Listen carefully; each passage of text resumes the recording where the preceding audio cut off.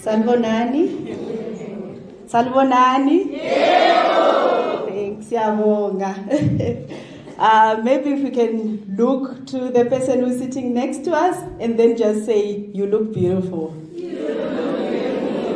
Indeed, you are all looking so beautiful. Siyabonga.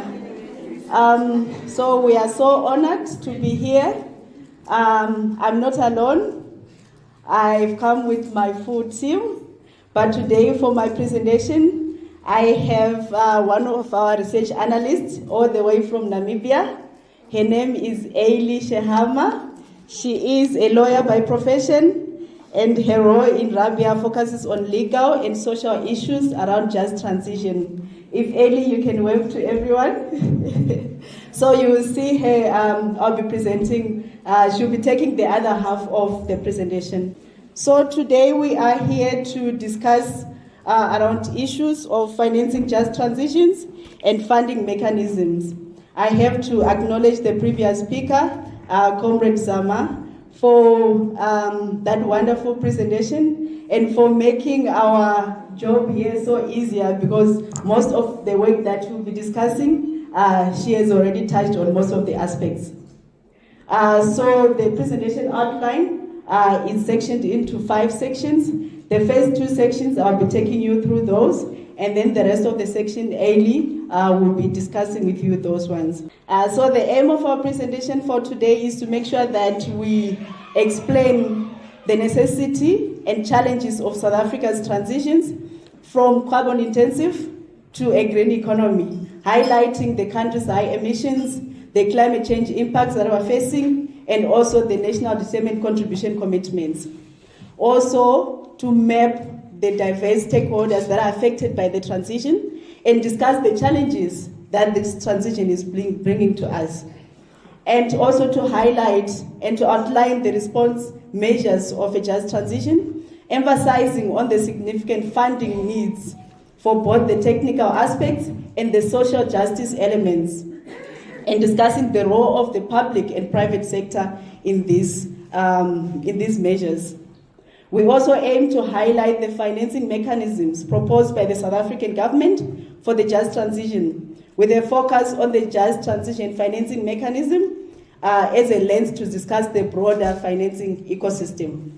And then lastly, just to evaluate the proposed just transition financing mechanism and its potential benefits, looking at both the pros and the cons of this mechanism. So to start with, just highlighting why the need for this transition. Why are we here discussing this transition? Why is it important? So we are already dealing with a natural system that has been affected by years of emissions, not only emissions from South Africa, but globally from all the countries around the world.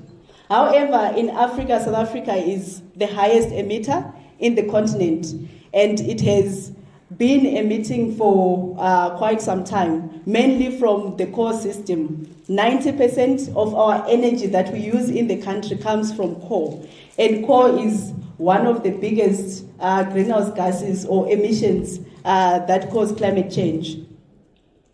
And the biggest emitters in the country is Eskom and SASO that contribute more than 50% to the emissions. However, the coal industry is not just about the emissions. It's also employing, it's one of the highest employers in the country, which complicates this transition, because on the one hand, there are emissions, and on the other hand, there are employment and the communities that rely on this coal industry. Also, these emissions from coal, it's not just about the coal industry that is emitting. There are also other sectors such as the manufacturing sector, the transport system, and also the agricultural sector that is contributing to the emissions. So these emissions are causing severe and more frequent climate change impacts that Mama Koma touched on. We have all faced these climate change impacts, such as the flooding, and also the droughts that is affecting our crops and our livelihoods, the heat waves that is causing health issues, and also we have witnessed biodiversity loss as a result of these climate change impacts. South Africa, however, has submitted commitments under the Paris Agreement to lower these emissions, and it submitted the national determined contributions. However, it's worth noting that in as much as we have submitted to commitments, the global temperatures have been increasing, and this year it has been noted that we have reached the limits that we have committed to. So this motivates the need to have tighter responses to, So this motivates the need to have tighter responses to take these emissions. So while we have provided this background information of why we need to transition, it is important to continually tie it back to what it means for financing and the broader impact on the ecosystem. I'm sure we can all agree that we need to reduce our emissions, but we must do it in a fair and inclusive way so that no one is left behind. So as we embark on this transition, we must recognize who is affected by this transition, who are the right holders that are on the ground. So we have mapped a few of the affected parties.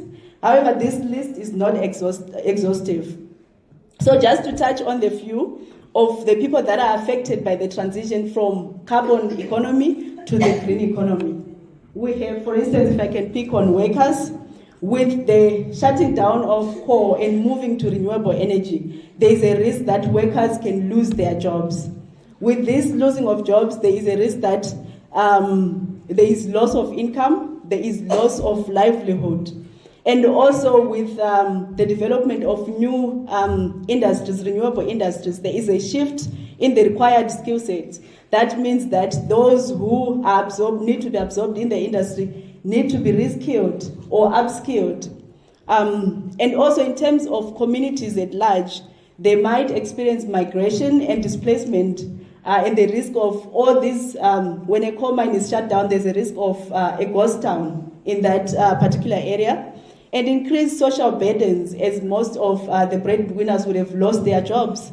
And also to touch on the environment as one of the affected parties, environmental degradation, biodiversity loss that I talked about. So all these that I've mentioned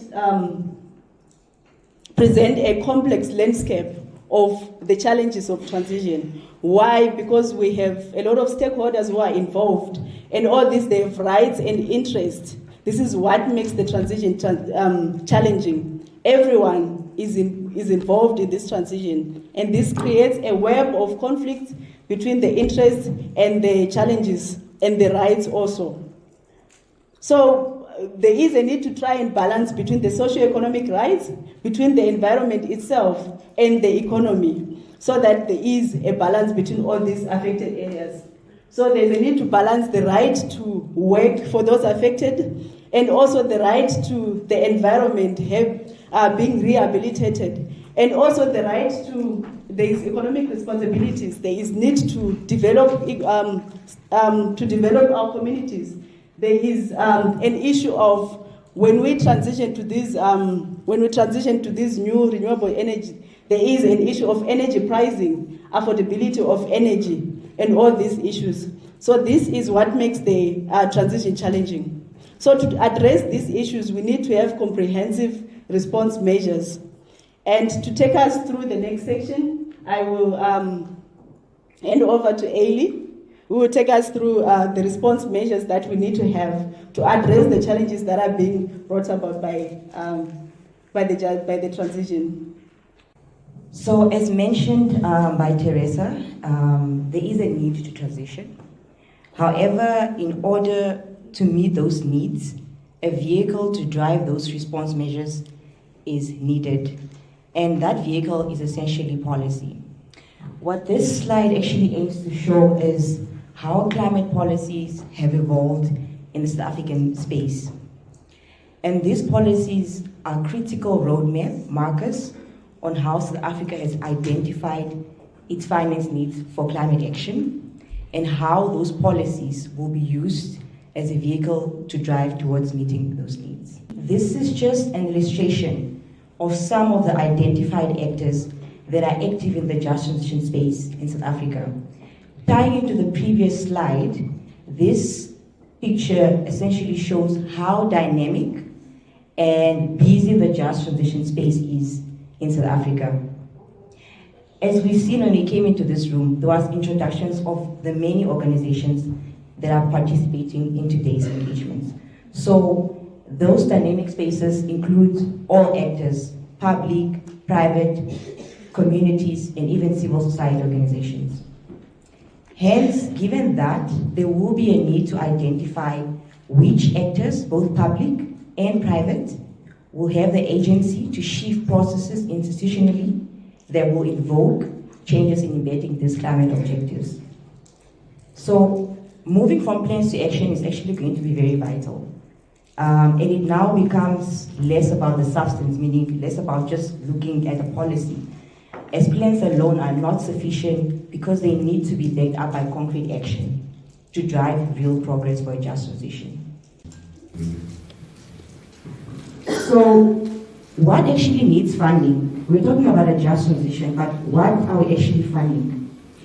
As we know, as the world transitions towards a low-carbon economy, as Teresa has mentioned, transition must not only focus on those economic aspects to decarbonize the economy, but it must also consider the social dimensions and the affected livelihoods that are involved in this transition journey. So, in achieving a just transition, there's a need to fund transition and justice elements as well. As you can see on your left, in terms of the transition elements that need to be funded, these are actually measures that are focused on infrastructure changes that are required to achieve a low carbon economy and include various funding for aspects such as renewable energy projects, solar, wind, as a way of reducing carbon emissions. They also speak on the funding for new energy vehicles, as Commissioner Zama has mentioned, on the adoption of electrical vehicles, but also considering that this new new energy vehicles will require infrastructure such as charging stations as well. And another thing is also, there's also going to be a need to fund the grid, the transmission lines. So to accommodate this new renewable energy that's coming into the system, it's going to be essential to expand on and modernize some of our electrical grid as well. So those are just some of the funding elements that fall under transition. But when you look at your right, there's also the justice elements that actually need to be funded. And these actually are measures that are set in place to ensure that the just transition does not affect or harm certain communities. And in terms of the justice elements, there are a number of elements that actually need to be funded for the justice aspects. Some of those are the social protection for the communities. We're talking about social protection measures such as income support, healthcare, and even unemployment insurance, which will be really necessary to ensure that these communities do not fall into poverty during the transition. Another thing that needs to be funded is also skill development and training. So to enable the workers to transition from these declining industries to new emerging sectors, there's going to be a need to invest in those skills development programs to equip those workers with the skills needed for these renewable energy systems that are coming in place. So then the question is, how does South Africa then plan to finance this response? So we speak about funding transition, we speak about funding the justice elements, but how does South Africa actually plan to fund this response, So for this one, I won't spend too much time on this, but what I want to highlight is, now that we know what needs to be funded to respond to the transition, the next question then is, how much money is actually needed to fund this transition? To address this, I want to turn to the Just Energy Transition Investment Plan, which was adopted in 2023. Now, the Just Energy Transition Plan estimates that South Africa will need about 1.4 trillion rands to implement the proposed investments from 2023 to 2027. This plan is actually informed by the NDCs that Teresa spoke on, those international commitments, and emphasizes key essential sectors to reduce emissions and also integrate those social considerations. So using the JTIP, or the Just Energy Transition Investment Plan, as a basis, we now know that we need about 1.4 trillion rands to finance the transition, which means funding is going to be very critical. Bearing this in mind, how do we then finance these response measures? So within the broader financial system in South Africa, there are several financing responses and mechanisms that are at play, both at public and private levels. So as seen on the slides, however, I do want to emphasize that what we have here on the slide is not an exhaustive list, but these are merely examples of some of those financing mechanisms and responses that you can find in South Africa. So I'm just going to touch on 3 of them for just the interest of time. Firstly, we need to acknowledge public finance. So public finance is mobilized through public budgets, where funding can be directed towards various initiatives, such as renewable energy projects, and also social protection programs, such as unemployment benefits and retraining and reskilling initiatives as well. Secondly, again, I want to touch on the Just Energy Transition Investment Plan, which is a strategic framework designed to guide investment in the energy transition, and it focuses on 3 key sectors that are essential for reducing emissions and embedding those social considerations as well. Lastly, I just want to touch on the green finance taxonomy. That's formed part of South Africa's financial ecosystem. The green finance taxonomy is a private sector initiative that guides private actors, meaning your companies, your banks, and so on, in identifying and funding projects that contribute to climate objectives. So in essence, what I want to show here is that financing mechanisms and responses are crucial because they form part of this comprehensive financial system that supports South Africa's transition. And in understanding these mechanisms and responses, it will help us ensure that the transition is just and equitable, and that benefits are also fairly distributed to those that need it the most. So this brings me then to the next topic on the proposed Just Transition Financing Mechanism. So what I want to point out is that the Just Transition Financing Mechanism has actually identified a number of funding priorities. What does this actually mean? It means that it has identified certain priorities that it wishes to inject money into, meaning where is the money going to go? To what themes is the money actually going to go towards? So there are a number of them, about 7 of them. And those 7 priorities, just to mention a few, are aspects such as workforce development and skills training. This is actually to ensure and prepare that the labor force to the new economy, driven by clean energy and sustainable policies, is actually well equipped for this. It also speaks on clean energy and also infrastructure, where funding will go towards clean energy projects and infrastructure needed to support them as well. And I think the most important one is the social protection mechanisms to support those communities that are going to be affected by the just transition. So, having said that, pointing out those funding priorities, as mentioned, these funding priorities are going to be crucial as they embed the opportunities that speak to the needs of a just transition. That speak to the needs of a just transition. But also, it also speaks to how those opportunities embed a focus on vulnerable groups such as women. So all of these funding priorities identified under the Just Transition Framework, it actually speaks to what Commissioner Zama was referring to, those new world opportunities. Just to go briefly through this one, so as part of the Just Transition Financing Mechanisms Fund Mobilization function, It has also identified several funding sources. Basically, how are they actually going to get this money to fund this priority areas that they've identified?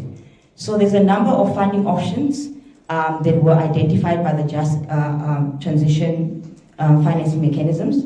I'm going to just go through two of those. The first one is grant funding, which actually just involves that non-payable, repayable fund provided. And on the right,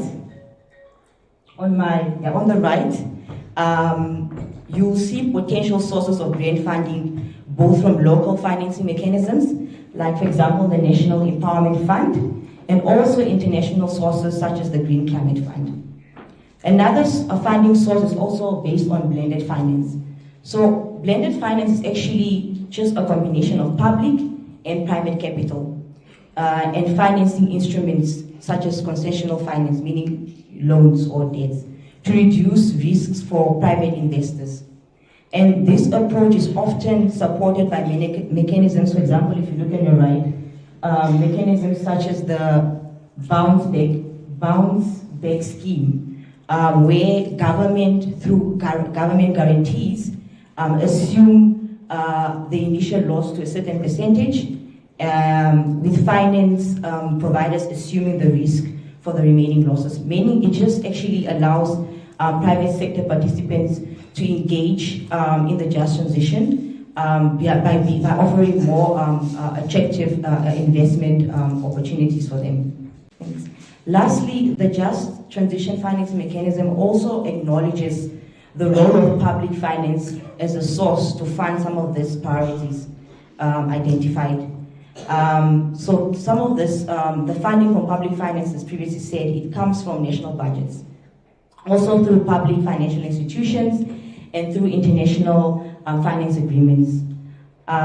Basically, what I want to say is that, to just sum this up, is that, you know, these financing sources identified, private and public, international, they have a unique role in supporting the just transition. And that effective combination of these sources will be crucial to the success of the just transition projects.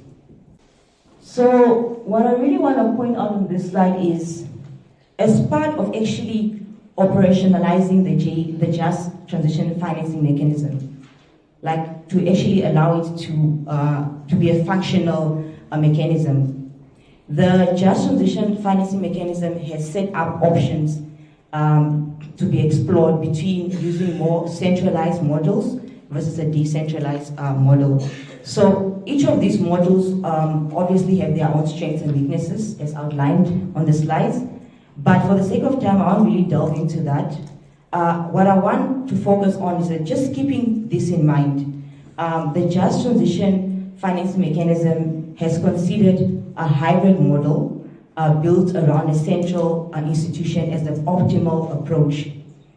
Accordingly, the just transition financing mechanism also suggests that the mechanism sit within existing entities such as the Industrial Development Corporation, the DBSA, or the National Empowerment Fund. However, it is important to note that these options, where the just transition financing mechanism should sit within, are just potential options, and they are not yet formal recommendations at this stage. So the PCC has stated that a deeper analysis of all these available options listed will be needed and will be informed by stakeholder engagements and inputs such as yourself here before any decision is made. But why do I actually point out how the just transition finance mechanism is going to be set up? Given the just transition finance mechanism's proposal for a hybrid model, as well as which entity will house the just transition finance mechanism, concerns to look out for are issues on accessibility in decision making, planning, and implementation processes. Additionally, communities and civil society organizations should also look at what are the potential. Should also look at the potential that some of these entities identified might have pre-existing priorities or even biases that may not align with the specific needs and concerns of the community. So, therefore, it will really be essential for communities and engagement partners to revisit these suggested entities to assess how they are institutionally structured and whether they are already embedding these justice elements in their processes as part of sense-checking community compatibility. Because once the PCC takes these options for further stakeholder consultations and inputs, these are the kind of things to look out when giving inputs on how the just transition finance mechanism will be set up. In closing off, I really just want to highlight what are actually, the valuable takeaways from the just transition financing mechanism that is being proposed to you as a stakeholder in the just transition journey.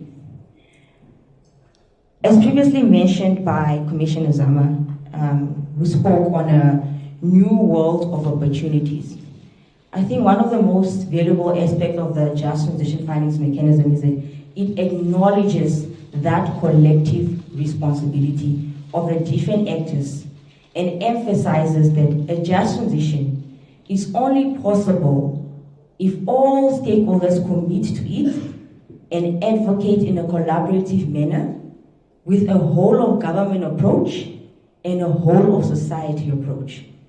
So all these new world opportunities that Commissioner Zama has previously presented, and all those opportunities, they will require a collective responsibility, which is not placed on only one person, one party, or one entity. So everyone needs to contribute to a just transition.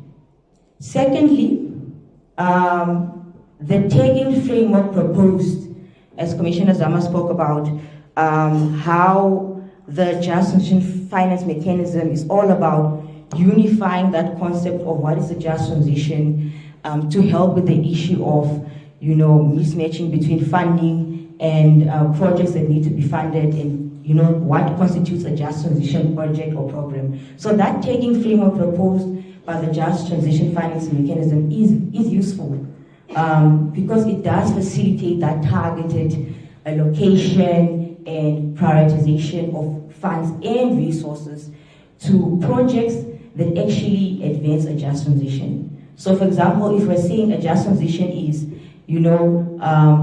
a solar panel, then every funder that comes, they can say, what constitutes a just transition? If I'm funding a solar panel, that is what a just transition project means or initiative means. So it does allow that synchronized, targeted allocation of funding to direct finance to where it is most needed. And lastly, the just transition finance mechanism also has the potential to act as a medium for pooling resources and coordinating efforts among the various actors and institutions. As previously said, the just transition requires collective collaboration and responsibilities. There's going to be public, private, communities on the ground, civil societies, grassroots organizations. All those people, all those parties are gonna have a stake in the just transition. So the just transition finance mechanism, as a medium for pooling those resources and coordinating those efforts, is going to be very critical. So with that being said, the just transition finance mechanism does provide thoughtful inputs for navigating some of these complexities of the transition. So what I also want to bring in today's discussion is what are actually the critical issues that communities should also look into when financing mechanisms are proposed to them, especially in this instance, the just transition financing mechanism. So what do we actually need to do differently? What are the kind of things that communities need to take into account for such financing mechanisms?